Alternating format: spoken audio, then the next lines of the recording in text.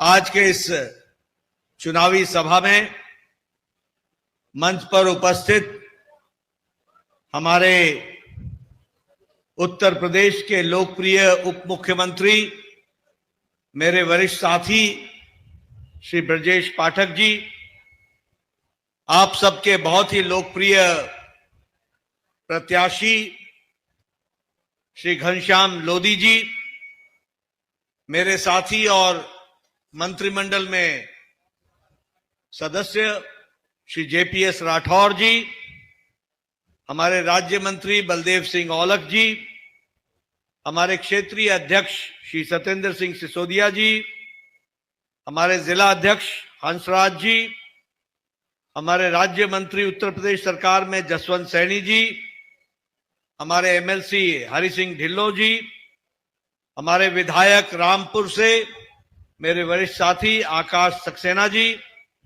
श्रीमती राजबाला सिंह जी, श्री सफीक अंसारी जी विधायक और समस्त विधायकगण, हमारे सभी पदाधिकारीगण, सम्मानित मंच और यहां इतनी बड़ी संख्या में एकत्र आए देवी और सज्जनों, मीडिया के मेरे साथी, प्रिंट मीडिया और इलेक्ट्रॉनिक मीडिया के मेरे साथी, मैं जब यहां रामपुर में आया हूं तो सबसे पहले तो यहां के प्रसिद्ध भमौरा के हमारे प्रसिद्ध शिव मंदिर को मैं नमन करते हुए अपनी बात को प्रारंभ करता हूं। साथ ही साथ रामपुर के नींव रखने वाले ऐसे राजा राम सिंह जी को भी याद करता हूं जिन्होंने रामपुर की नींव रखी। ऐसे राजा राम सिंह कठेरिया जी को भी मैं नमन करते हुए अपनी बात को प्रारंभ करता हूं। मित्रों, ये चुनाव का समय है, ये चुनाव की बेला है और यहां जब मैं आया हूं तो अभी अभी प्रधानमंत्री जी ने हमारे भारत के पूर्व प्रधानमंत्री, जिनको हम किसानों के नेता के रूप में जानते थे, जिनका उत्तर प्रदेश में और देश में एक नाम रहा और किसानों की बात को लेकर के उन्होंने अपना जीवन लगाया, ऐसे चौधरी चरण सिंह जी को भी भारत रत्न से नवाजा गया प्रधानमंत्री द्वारा। उसके लिए भी मैं प्रधानमंत्री जी का धन्यवादी हूं। आज मैं काफी समय बाद रामपुर आया हूं। मुझे रामपुर की पुरानी तस्वीर भी याद है। वह तस्वीर भी याद है जब यहां बहू बेटियां सुरक्षित नहीं थी। मुझे वह तस्वीर भी याद है जब व्यापारी सूरज ढलने से पहले अपनी दुकान बंद कर दिया करते थे। मुझे वह तस्वीर भी याद है जब यूनिवर्सिटी कॉलेज में जाने वाला बच्चा भी और हमारी बेटियां भी जब तक घर में सुरक्षित ना पहुंच जाएं तब तक मां बाप की धड़कन धड़कती रहती थी। यह परिस्थिति भी देखी है और आज का, उस समय का माफिया राज भी हमें याद है। और आज शांति से उन्मुक्त होकर हमारी बच्चियां पढ़ने के लिए कॉलेज में, यूनिवर्सिटी में जा रही हैं और बेधड़क, बिना किसी रोक टोक के वो अपना जीवन में अध्यापन कर रही हैं। यह तस्वीर बदली है तो भारतीय जनता पार्टी और मोदी जी और योगी जी के कारण बदली है। इस बात को भी हमको समझना चाहिए। मैं यहां पर यह भी बताना चाहता हूं कि यहां लोगों की किडनैपिंग हुआ करती थी, एक्सटॉर्शन होता था, वसूली होती थी और लोग डर के मारे यहां से लोग अपना पलायन कर रहे थे। व्यापारियों को व्यापार करने में कठिनाई आती थी। लेकिन आज एक तरीके से भय मुक्त वातावरण में जो रामपुर का इलाका है, यह विकास की ओर आगे बढ़ रहा है और वन डिस्ट्रिक्ट वन प्रोडक्ट के तहत अग्रगणी रूप में आज आगे खड़ा हुआ है। मुझे आज खुशी हुई, मुझे यहां वायलिन भेंट में दिया गया एक जमाने में रामपुर किस बात के लिए मशहूर था? किस बात के लिए मशहूर था? यानी हिंसा के लिए, चाकू के लिए। रामपुर का चाकू मशहूर, आज रामपुर का वायलिन दुनिया में मशहूर हो गया है। यह परिस्थिति आकर के खड़ी हुई। मित्रों, मैं घनश्याम लोधी जी के लिए आपसे समर्थन मांगने आया हूं, लेकिन घनश्याम लोधी जी का सांसद बनना यह महत्वपूर्ण इसलिए है क्योंकि प्रधानमंत्री मोदी जी को तीसरी बार 400 पार करके हम लोगों ने प्रधानमंत्री बनाना है। और यह चुनाव घनश्याम लोधी जी का नहीं है, यह देश के विकास का चुनाव है, यह देश को विकसित करने का चुनाव है। यह जो मानसिकता प्रधानमंत्री मोदी जी के नेतृत्व में देश की राजनीति की बदली है और यह जो माइंडसेट बदला है, यह उसका चुनाव है। और जब मैं कहता हूं तो यहां माइंडसेट बदला है, यहां आत्मविश्वास आया है और आत्मविश्वास की कहानी आई है। यहां लोगों का भरोसा बना है और यहां पर गुड गवर्नेंस को हमको देखने का मौका मिला है। और प्रधानमंत्री मोदी जी ने राजनीति की संस्कृति, राजनीति का ढर्रा, राजनीति का कल्चर बदल डाला है। इसको भी हमको समझना चाहिए। पहले क्या होता था? कौन कैंडिडेट है, अगड़ा है कि पिछड़ा है, हिंदू है कि मुसलमान है, वोट बैंक की राजनीति है। हम वोट बैंक की राजनीति करते थे। अलगाववाद, ये ऊपर वाला है, ये नीचे वाला है, ये अगड़ा है, ये पिछड़ा है, ये फलानी जाति का है, ये फलानी जाति का है। लोगों को बांट करके हम राजनीति किया करते थे और वोट बैंक की पॉलिटिक्स करते थे। मोदी जी ने राजनीति का परिभाषा बदल दी, राजनीति की संस्कृति बदल दी। अब कोई अगड़ा पिछड़ा नहीं है। अब अगर है तो विकासवाद की राजनीति है, विकास की राजनीति है। इसको भी हमको समझना चाहिए। और जब मैं विकास की राजनीति कहता हूं तो उसमें वोट बैंक की पॉलिटिक्स नहीं है। सबका साथ, सबका विकास, सबका विश्वास, सबका प्रयास, इस बात को लेकर के चले। जब लोगों ने देश को जातियों में बांटने का प्रयास किया तो मोदी जी ने कहा मैं ज्ञान के रास्ते पर चलूंगा। ज्ञान मतलब जी फॉर गरीब, वाई फॉर युवा, ए फॉर अन्नदाता, एन फॉर नारी शक्ति। अगर इनकी ताकत बढ़ती है तो देश आगे बढ़ जाता है। इसलिए सबको साथ लेकर के चलने का काम किया। आज आपको जानकर खुशी होगी हम घनश्याम लोधी को क्यों संसद में भेजना चाहते हैं।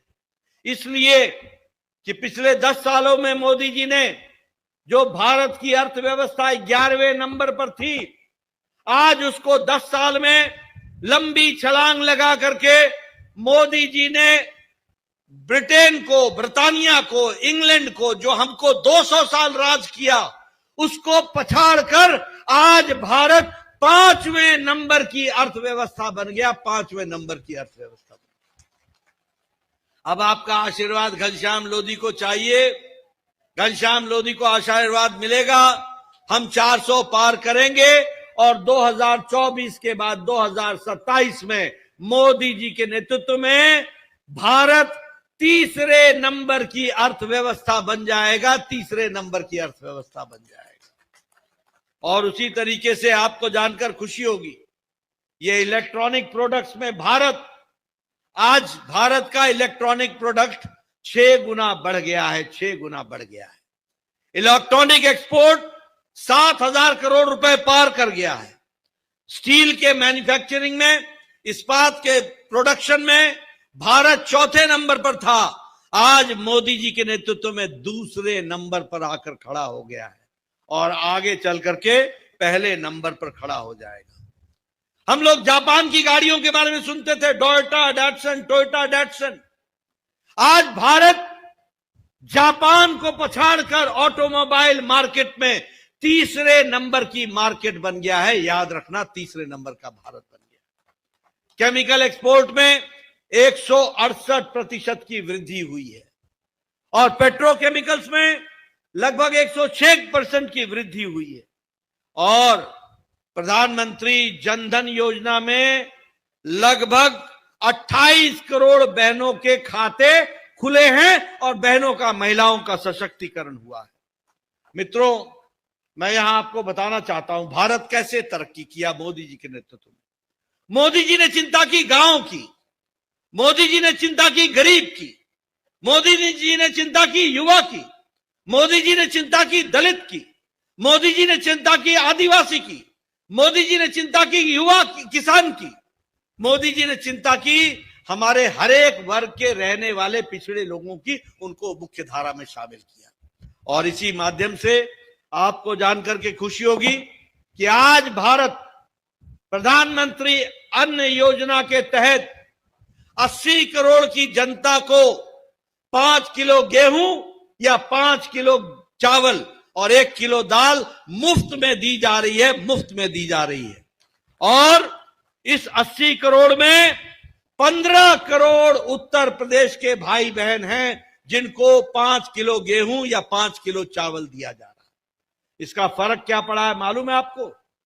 इंटरनेशनल मॉनिटरी फंड अब बोलता है कि भारत की गरीबी की रेखा के नीचे रहने वाले लोग आज गरीबी की रेखा से ऊपर उठ गए हैं और इनकी संख्या है 25 करोड़ लोग इसके ऊपर, गरीबी की रेखा से ऊपर उठ गए। और आज इंटरनेशनल मॉनिटरी फंड यह भी बोलता है कि अति गरीबी भारत में 1% से भी कम हो गई है। यह मोदी जी के नेतृत्व में हुआ है। प्रधानमंत्री किसान सम्मान निधि में 11 करोड़ 78 लाख किसानों को हर चौथे महीने 2-2 हजार मिल रहा है कि नहीं मिल रहा है? मिल रहा है कि नहीं मिल रहा है? प्रधानमंत्री किसान सम्मान निधि में और 11 करोड़ 78 लाख में जो हमारे उत्तर प्रदेश में 2 करोड़ 50 लाख लोगों को यह प्रधानमंत्री किसान सम्मान निधि मिल रही है। महिला सशक्तिकरण की बात करें, हमारी महिलाएं यहां बैठी हैं। उज्ज्वला योजना कभी सोचा था? आज 10 करोड़ बहनों को उज्ज्वला योजना में गैस का कनेक्शन मिला है और उसमें 1 करोड़ 80 लाख लोगों को हमारे उत्तर प्रदेश में मिला और रामपुर में 2,30,000 लोगों को गैस का कनेक्शन मिला है। यह भी आप ध्यान में रखिएगा कि रामपुर के अंदर। अगर मैं जल जीवन मिशन की बात करूं, घंटों लाइन लगा करती थी पानी के लिए, लेकिन आज 11.5 करोड़ बहनों को हर घर नल, हर घर जल दिया गया है और 2.5 करोड़ उत्तर प्रदेश में हर घर नल, हर घर जल दिया गया है और रामपुर में 2,30,000 हर घर नल, हर घर जल दिया गया है। उसी तरीके से आयुष्मान भारत आज 55 करोड़ लोगों को और उत्तर प्रदेश में आयुष्मान भारत में 7 करोड़ 40 लाख लोगों को 5 लाख रुपए हर साल गंभीर बीमारी से लड़ने के लिए मोदी जी ने 5 लाख रुपए की व्यवस्था की है और वह देने का काम किया है और उत्तर प्रदेश में 7,40,000 लोगों को दिया गया। मैं अगर विकास की कहानी कहूं, उत्तर प्रदेश को केंद्र से टैक्स का डिवोल्यूशन 4 गुना बढ़ गया है, ग्रांट इन एड 4 गुनी बढ़ गई है और विकास के दृष्टि से देखा जाए तो प्रधानमंत्री के माध्यम से defence industrial corridor Uttar Pradesh में बनाया गया और इस डिफेंस इंडस्ट्रियल कॉरिडोर के माध्यम से अलीगढ़, आगरा, झांसी, कानपुर, चित्रकूट और लखनऊ में ये नई विकास की गंगा बह रही है। उसको भी हमको ध्यान में रखना होगा। मित्रों, अगर मैं बात करूं स्मार्ट सिटीज की तो आज 10 सिटीज स्मार्ट सिटीज बन रही है और अगर मैं उत्तर प्रदेश की बात करूं तो आपको जानकर के खुशी होगी कि एक all India institute of medical sciences Gorakhpur में बना है और 27 नए मेडिकल कॉलेज आपको दिए गए। इस तरीके से विकास की कहानी रखी गई है। अगर मैं एक्सप्रेस हाईवे की बात करूं भारतमाला प्रोजेक्ट में तो दिल्ली मुंबई एक्सप्रेस हाईवे, कानपुर लखनऊ में express highway, Delhi Saharanpur express highway, Varanasi Ranchi Calcutta express highway, Kota express highway, ये सभी एक्सप्रेस हाईवे उत्तर प्रदेश से होते हुए जाते हैं और उत्तर प्रदेश के एक्सप्रेस हाईवे बनते हैं, नई नई सड़कें बन रही हैं, विकास के काम हो रहे हैं। बोलिए ये विकास के काम होने चाहिए कि नहीं होने चाहिए? ये आगे बढ़ने चाहिए कि नहीं बढ़ने चाहिए? अगर ये आगे बढ़ने चाहिए तो घनश्याम लोधी को दिल्ली पहुंचना चाहिए, इसकी भी आपको चिंता करनी पड़ेगी।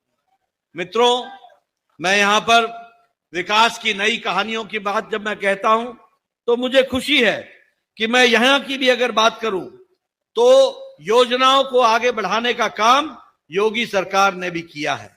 और यहां जब मैं आया हूं तो मैं आकाश सक्सेना जी की उसकी भी चर्चा करना चाहूंगा, जो प्रधानमंत्री स्वनिधि गलियारा योजना के तहत ज्वाला नगर में जो बन करके तैयार हुआ है, वह अपने आप में सारे उत्तर प्रदेश में एक रास्ता दिखाता है। इसको भी हमको याद रखना चाहिए। मित्रों, आज रामपुर में बिजली की व्यवस्था हर गांव में की गई, हर गांव में बिजली को पहुंचाया गया, हर गांव में विकास के दृष्टि से ग्रामीण सड़क योजना के तहत गांव में पक्की सड़क बन रही है और वो विकास की कहानी लिखी जा रही है। मित्रों, ये सारी बात मैंने विकास की इसलिए आपको बताई कि हम कोई नेगेटिव वोट नहीं चाहते, हम कोई विपक्ष गलत है इसलिए हमको वोट दो इसलिए नहीं हम आना चाहते। हम ये बताना चाहते हैं कि 21वीं शताब्दी का भारत, तीव्र गति से बढ़ने वाला भारत, उत्तर प्रदेश उत्तम प्रदेश बनने वाला उत्तर प्रदेश, एक समय जिसको हम बीमारू राज्य कहते थे, आज बीमारू राज्य उत्तम राज्य के रूप में आगे बढ़ा है, उत्तम प्रदेश के रूप में आगे बढ़ा है। इसलिए हम आपसे वोट मांगना चाहते हैं।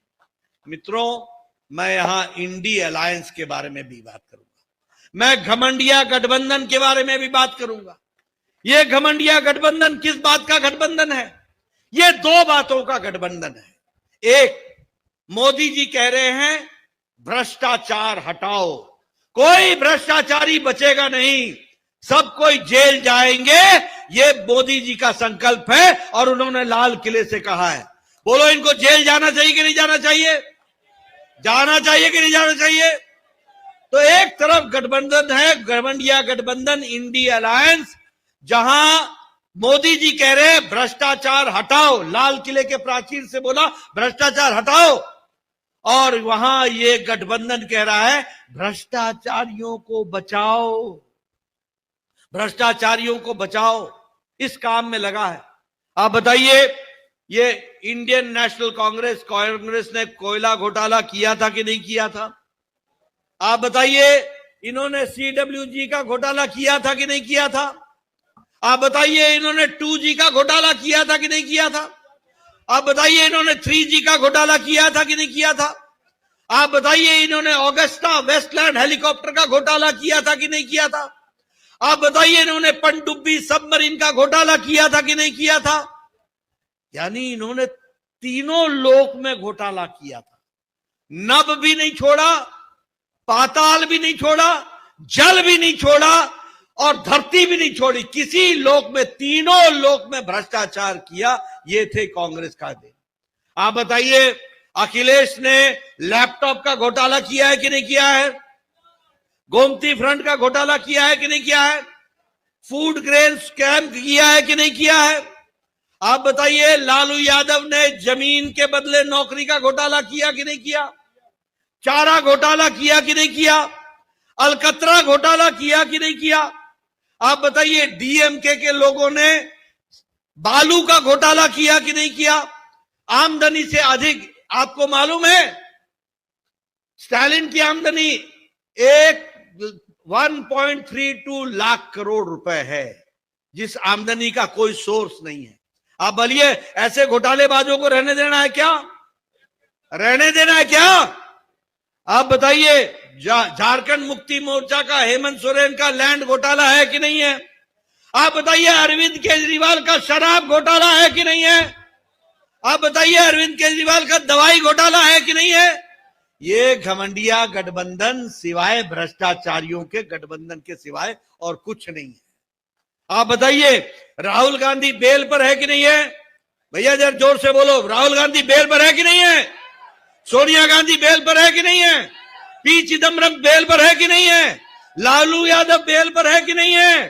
संजय सिंह बेल पर है कि नहीं है? डीएमके के मंत्री बेल पर हैं कि नहीं है? ममता के मंत्री बेल पर हैं कि नहीं है? के कविता जेल में है कि नहीं है? आप बताइए, हेमंत सोरेन जेल में है कि नहीं है? अरविंद केजरीवाल जेल में है कि नहीं है? आप बताइए, मनीष सिसोदिया जेल में है कि नहीं है? आप बताइए, सत्येंद्र जैन जेल में है कि नहीं है?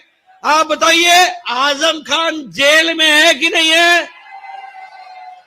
आप बताइए, ये टीएमसी के मंत्री जेल में है कि नहीं है? आप बताइए, केसीआर की बेटी कविता जेल में है कि नहीं है? आप बताइए, डीएमके के नेता जेल में है कि नहीं है? ये सारे घमंडिया गठबंधन के नेता या तो बेल पर हैं या जेल में हैं। बोलिए, ऐसे लोगों को देना है शासन? ऐसे लोगों को शासन देना है क्या? भारत ऐसे लोगों को देना है क्या? आप बताइए, ये परिवार वाली पार्टियां हैं कि नहीं है? आप बताइए, कांग्रेस, सोनिया गांधी, राहुल गांधी, प्रियंका गांधी, बाकी फुल स्टॉप। आप बताइए, नेशनल कॉन्फ्रेंस, उमर अब्दुल्ला, फारूक अब्दुल्ला। आप बताइए, पीडीपी, मुफ्ती मोहम्मद, महबूबा मुफ्ती। आप बताइए, शिरोमणि अकाली दल, प्रकाश सिंह बादल थे, अब सुखबीर बादल। आप बताइए, चौटाला परिवार।